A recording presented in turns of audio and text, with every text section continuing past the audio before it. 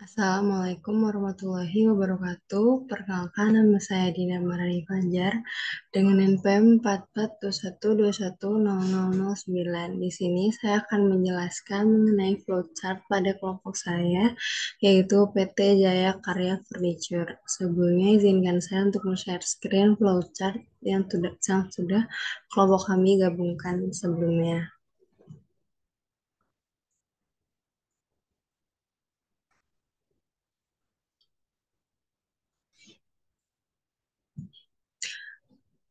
Baik, di sini sudah terlihat flowchart gabungan dari semua kelompok kami, dimulai dari Departemen R&D atau Create New Product, kemudian Departemen R&D Create New Supplier, Departemen Produksi Purchase Request, Request for Quotation, Departemen Purchase Order, dan juga Receiving, kemudian Departemen Accounting, Vendor Bill, serta Departemen Finance atau Payment. Di sini saya akan menjelaskan mengenai Departemen R&D atau Create New Product. Langkah awal dimulai dengan simbol oval yang itu menandakan arti mulai, kemudian kita lanjutkan dengan simbol persegi panjang yang dimana menandakan pengolahan yang sedang terjadi, yaitu menentukan ide rancangan. Kemudian kita menganalisis kebutuhan, seperti apakah kebutuhannya. Kemudian kita akan menjelaskan di sini terdapat detail kebutuhannya seperti jenis kayu, ukuran, dan kuantitas. Setelah kita menentukan detail kebutuhan, kita akan menentukan kebutuhan produk dan ukuran tersebut. Setelah itu, kita juga lebih mengetahui lebih jelas jenis kayunya itu apa, ukurannya berapa, serta yang kita butuhkan itu berapa item. Kemudian setelah itu kita memerlukan persetujuan manajer produksi, di mana yang dilambangkan dengan gambar belah ketupat. Apabila kita disetujui, maka kita akan menyerahkan kebutuhan yang sudah ditentukan dan disetujui oleh manajer ke tim new supplier dan tim purchase request. Tetapi apabila dari persetujuan manajer ini kita tidak disetujui, maka kita akan kembali lagi ke proses awal, yaitu analisis kebutuhan. Kemudian dari menyerahkan kebutuhan yang sudah ditentukan ini, kita akan melanjutkan prosesnya ke dalam Departemen R&D atau Create New Supplier, yang dimana langkah awal kita menerima laporan kebutuhan dari tim New Product. Kemudian setelah itu kita lanjut memilih beberapa vendor. Kita di sini terdapat 2 vendor, CV Kayu Sejati dan juga CV Firma Kayu. Kemudian setelah kita memilih beberapa vendor, kita menentukan jenis vendor apa saja yang akan kita pilih. Setelah itu, kita akan mengecek data si vendor pada database perusahaan, kemudian kumpulkan informasi vendor dari informasi media, serta personil perusahaan dan rekomendasi vendor. Dari ketiga tersebut, kita akan meminta persetujuan kembali apakah itu sudah memenuhi syarat atau belum memenuhi syarat. Kita akan melakukan screening awal berdasarkan lokasi geografis dan kondisi produk. Apabila memenuhi syarat, maka kita akan urutkan berdasarkan indeks evaluasi vendor dengan menghubungi IT.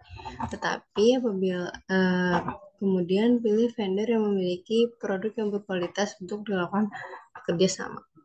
Kemudian setelah itu kita akan menghubungi tim RFQ. Apabila tidak memenuhi syarat, maka otomatis hasil screening yang pertama tadi akan kita eliminasi secara langsung. Kemudian dari tim RFQ kita akan melanjutkan ke Departemen Produksi atau Purchase Request. Di sini juga bisa dilanjutkan dari menyerahkan kebutuhan dari R&D, Creative Product. Kita bisa lanjut ke Purchase Request karena mereka juga masih nyambung.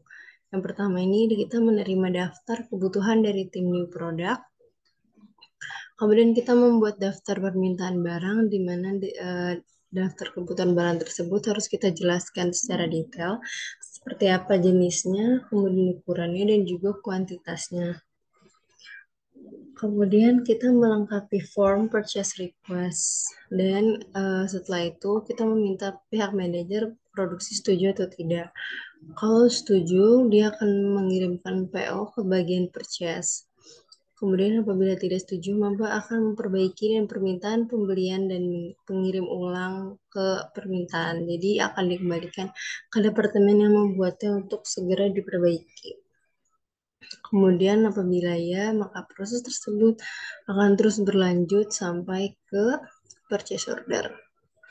Kemudian langkah dari purchase request setelahnya ialah request for quotation, yang dimana di sini terdapat master data lambang tabung atau simbol magnetic drum ini itu mengartikan sebuah input atau output yang sudah diolah. Setelah master data, kita akan request for quotation yang dimana akan terdapat dua pilihan vendor, vendor 1 dan vendor 2, yang dimana sudah lengkap keterangannya, permintaannya apa. Kemudian di sini apakah ada quotation? Apabila ya, maka akan lanjut ke purchase order. Tetapi kalau apabila tidak, maka dia akan rejection letter dan akan dikembalikan kembali ke request for quotation untuk dijelaskan atau diperbaiki ulang. Kemudian kita berbicara lagi ke create new supplier, di mana tim RFQ ini menghubungi master data. Jadi dari create new supplier itu tidak melalui proses request, tetapi langsung ke dalam request for quotation. Setelah itu, kita lanjut ke bagian purchase order, di mana dia ini menerima data dari purchase request dan RFQ, seperti yang panah di samping. Kemudian kita melakukan purchase order. Di sini vendor yang dipilih itu vendor 2 atau CV firma kayu, tanggal pemesanan serta tanggal pengiriman, jenis, ukuran, dan harga dengan diskon sudah tertera di sini. Kemudian detail bahan produksinya itu ialah jenis kayu jati dan kuantitasnya 2. Kemudian dari purchase order, kita pembuatan form purchase order sesuai dengan bahan produksi yang diperlukan. Setelah itu, pengajuan form purchase order ke pihak manajer. Apabila manajer menyetujui, maka penyerahan dokumen via email ke pihak vendor 2 atau CV firma kayu. Tetapi apabila manajer tidak menyetujui, maka akan dilakukan pemeriksaan dan pembetulan kembali data yang telah diajukan. Kemudian dari bagian purchase order, kita akan melanjutkan ke receiving, yaitu adalah menerima barang dari CV firma kayu. Di sini kita melakukan pengecekan barang atau quality control. Setelah itu, apakah pesanan sesuai atau tidak? Kalau iya, maka pengecekan kualitas atau quality check. Kemudian selanjutnya pengecekan kuantitas atau pemeriksaan kuantitas dan pengambilan barang.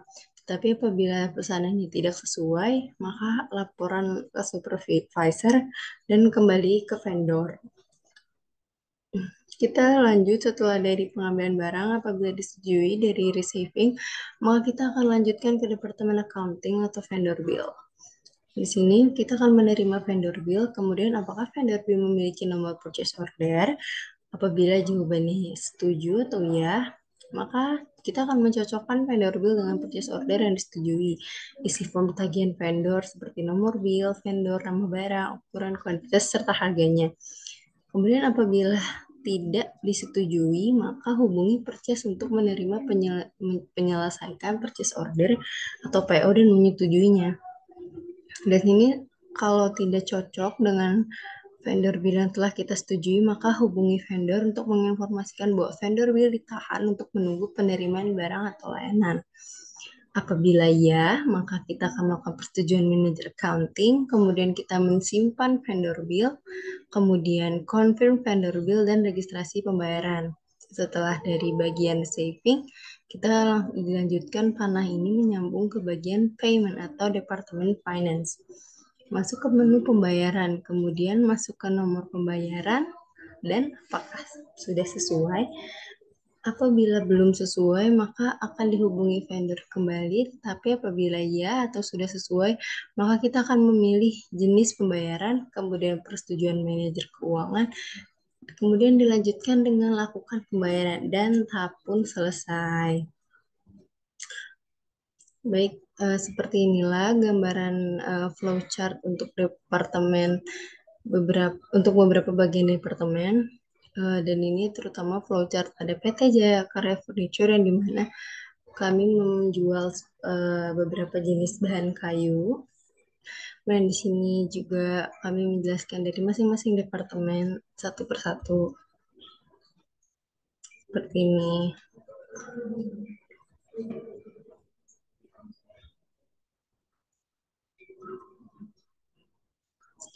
Baik, segitu saja penjelasan saya mengenai flowchart PT Jaya Karya Furniture yang di mana itu kelompok saya sendiri. Kurang lebihnya saya mohon maaf. Wassalamualaikum warahmatullahi wabarakatuh.